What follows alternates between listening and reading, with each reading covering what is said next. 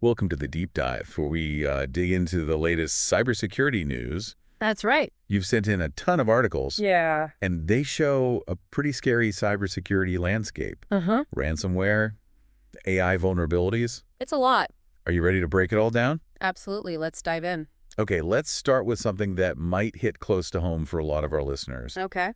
The rise of Medusa ransomware. Right. What makes this strain so dangerous? Medusa is sneaky. It's what we call ransomware as a service. Ransomware as a service? Yeah. Basically, the developers are selling the tools to other cybercriminals. So it's like franchising cybercrime. Exactly. And to make things worse, Oh, no. Medusa operators heavily rely on these initial access brokers. Who are those? They break into networks, often through vulnerabilities, and then they sell that access to ransomware gangs. Like the ones using Medusa. Yeah. So you might not even know you've been targeted. Right. Your system could be compromised before the ransomware even hits. Exactly. It shows how important proactive security is. Makes sense. It's not enough to react. We have to anticipate threats and make it tough for them to get in. That brings us to President Biden's new cybersecurity order. Yeah. What's the big deal with this? This order uses the government's buying power to raise cybersecurity standards. Oh, wow. It's a big step. How so? It sets stricter rules for software vendors. They have to prove their coding securely.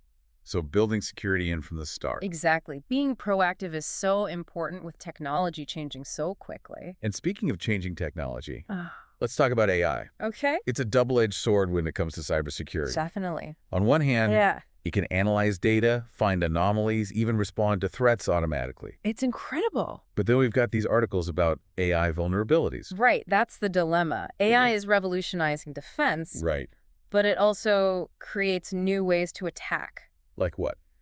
The ChatGPT API flaws are a perfect example. Those flaws could be used for DDoS attacks, Right. even prompt injection. Yes, exactly. That's scary considering how many businesses are using these tools. It is. It shows that any AI system, no matter how advanced, is only as secure as its code. And as we rely more on AI, securing these systems has to be top priority. Absolutely. And it's not just about the tech itself. Sure. It's also about using AI ethically and responsibly. Couldn't agree more. Speaking of regulations, Yeah. the EU's Digital Operational Resilience Act, DOR for short. DOR. Yes, it's meant to boost cybersecurity and finance. But you've shared some articles. Yeah. A lot of companies are struggling to meet DORA's requirements. Yeah, it's tough. What's so challenging about it? DOR is complex. I bet. It's not just new technology. It's a whole new way of thinking about cybersecurity, managing third-party risks, integrating security into everything. Wow. Many companies are having trouble mapping data flows, assessing their reliance on third parties, and proving they're compliant. So it's not just checking boxes. No. It's a complete cybersecurity makeover. Exactly, and the deadline is coming up fast, so a lot of organizations are playing catch-up. It seems impossible to keep up with all the changes in cybersecurity.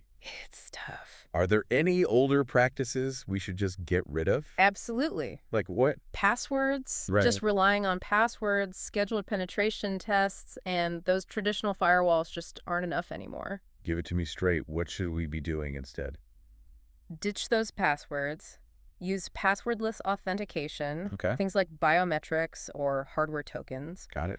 And instead of yearly penetration tests, we need continuous security monitoring, always looking for threats. So like a constant checkup. Exactly. And those firewalls, Yeah. they're still important, but need to be part of a bigger plan. So what should that plan look like? Zero trust is essential. Zero trust. It assumes no user or device can be trusted automatically. Every request, inside or outside, has to be verified. That sounds complicated. It is a big change, but it's becoming more and more doable with new tech and tools. So it's a journey, not a quick fix. Exactly. And more organizations are realizing they have to make this change. Wow. This is a lot to process. It is. And we've only just begun. We've got a lot more to cover. Even tech giants aren't safe. We've got a couple of stories here about big companies getting hit hard. Yeah. Let's start with Hewlett-Packard Enterprise, HPE. Okay. What happened there? HPE was targeted by a hacker called Intel Broker. Intel Broker. This hacker is known for going after high-profile companies. Oh, wow. They've been linked to Cisco and Europol breaches before. So this is a serious player. Yes, very serious. What did they get from HPE? Intel Broker claims they stole sensitive data, product source code, even personal info of HPE customers. That's a huge breach. It is. Stolen source code could be devastating, not to mention the impact on HPE's customers. Absolutely. It shows that even huge companies with lots of resources aren't invincible. Yeah, it's a wake-up call. We need to be vigilant and use a layered approach to security. And it's not just HPE. No. We've got this story about a cyber attack on a German Federal Printing Office subsidiary. Right. This one is worrisome. It targeted D-Trust. Yeah. They provide digital certificates and security services. Exactly. So the organization that's supposed to be protecting digital trust gets attacked. It's ironic, isn't it? It shows how interconnected everything is. Yes. One breach can impact so many sectors. In this case, it looks like they got personal data from people who applied for signature and seal cards. That's right. It's a serious breach of sensitive information. This really highlights the impact these attacks have on individuals. Exactly. Cybersecurity is about protecting people, their data, and their privacy. Absolutely. Which brings us to something that's often overlooked. What's that? The human element of cybersecurity. Okay. We have an article about tabletop exercises. Tabletop exercises. Yeah, for preparing for cyber attacks. So like war games for cybersecurity professionals. That's a good way to put it. Okay. They can practice their response to different cyber attacks. In a safe environment. Exactly. It's like a fire drill. You don't want to wait for a real fire to figure out your escape plan. Right. These exercises help you test your plans, find gaps, and improve your procedures. What makes a good tabletop exercise? Well, you need a realistic scenario. Okay. One that's relevant to your organization. So not preparing for zombies when you're more likely to face ransomware? Exactly. And you need to involve the right people. So not just IT. Right. You might need legal, communications, management, even the board, depending on the situation. Because a cyber attack could affect the whole company? Yes. Everyone needs to know their role. And you probably need someone to run the whole thing. Absolutely. A skilled facilitator. Like a coach for the cybersecurity team. Yeah. Someone who can guide the exercise, present the scenario, and make sure everyone learns. It helps them identify strengths and weaknesses. Right, and create a better incident response plan. When done well, these exercises can be really valuable. Absolutely. They help prepare for the inevitable. Speaking of preparing for the inevitable, let's talk about securing APIs. APIs are crucial. They're the connectors that power so much of our digital world. Right, they let applications communicate and share information. But they also create a lot of opportunities for attacks. They do, and cybercriminals are taking advantage of that. What makes APIs so vulnerable? They often expose sensitive data and functionality. If they're not secured properly, they can be used to steal data, disrupt services, even take over systems. APIs are like gateways to your most valuable assets. That's a great analogy. So how do we secure these gateways? You need to understand your APIs first. Okay. What data do they expose? Who can access them? How are they used? You can't protect what you don't understand. Right. Once you have that clarity, you can start implementing security measures. Like what? Authentication is key, verifying who's trying to access the API. Okay. Authorization is next, determining their permissions. What they can and can't do. Exactly, and rate limiting is crucial to prevent abuse. Controlling how many requests can be made. Yes, it's about controlling access, verifying identities, and preventing overload. A layered approach. Precisely. And it's not just technical. Yeah. You need strong policies and procedures, too. So a clear API security policy. Yes, outlining the rules for developers and users. Everyone needs to be on the same page. And those policies need to be reviewed regularly. Because the threats are always evolving. Right. You might also want to use API security testing tools. To proactively find and fix vulnerabilities. Exactly. API security is becoming its own specialized field. It is, and it's only going to get more important. Technology changes so fast. It does. We talked about AI as a tool for both sides. Uh-huh. Are there other new technologies we should be aware of? Blockchain is getting a lot of attention. Blockchain. Isn't that for cryptocurrencies like Bitcoin?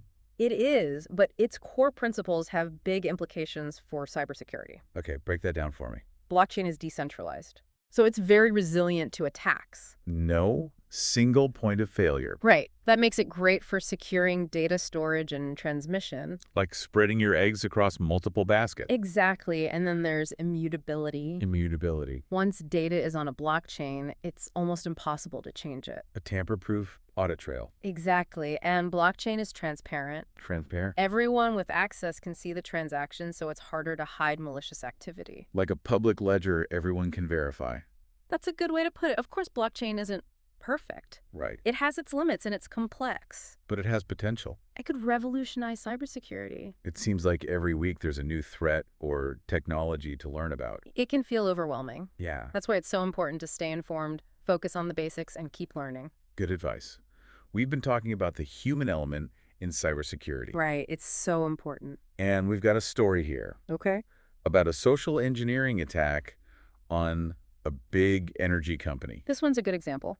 They bypassed all the fancy security systems We did. just by exploiting human trust. Exactly. So how did it work?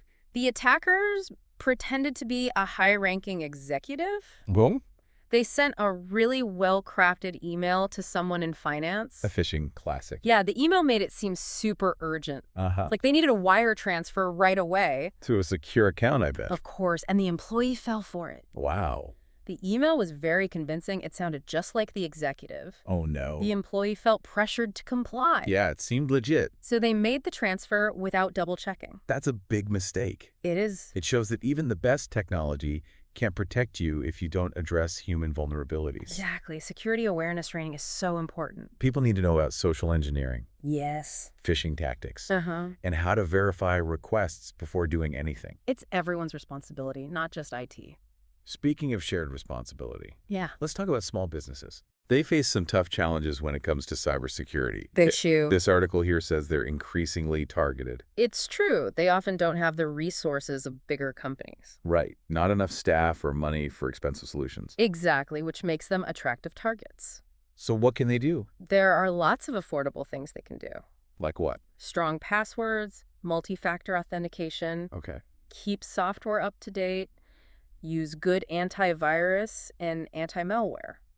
Those are the basics. Yeah. But what about more sophisticated attacks? Education is key. Okay. Teach employees about the risks, have clear policies for data handling, passwords, social media. So everyone knows what to do. Right, and have a plan for responding to an attack. A data breach response plan. Exactly. Even small businesses need one. So they know how to contain the damage, Uh-huh. notify people, and recover data. Right. Cybersecurity is essential for everyone. And luckily, there are resources to help small businesses. Absolutely. There are lots of options. Let's shift gears to critical infrastructure. Okay. What exactly are we talking about here? Things like power grids, transportation systems, water treatment plants. The things that keep society running. Exactly. And they're high-value targets. A cyber attack on those could be devastating, Absolutely. And they're increasingly connected and reliant on technology. which makes them more vulnerable. It does. What are the challenges in securing these systems? A lot of them were built before cybersecurity was a big concern.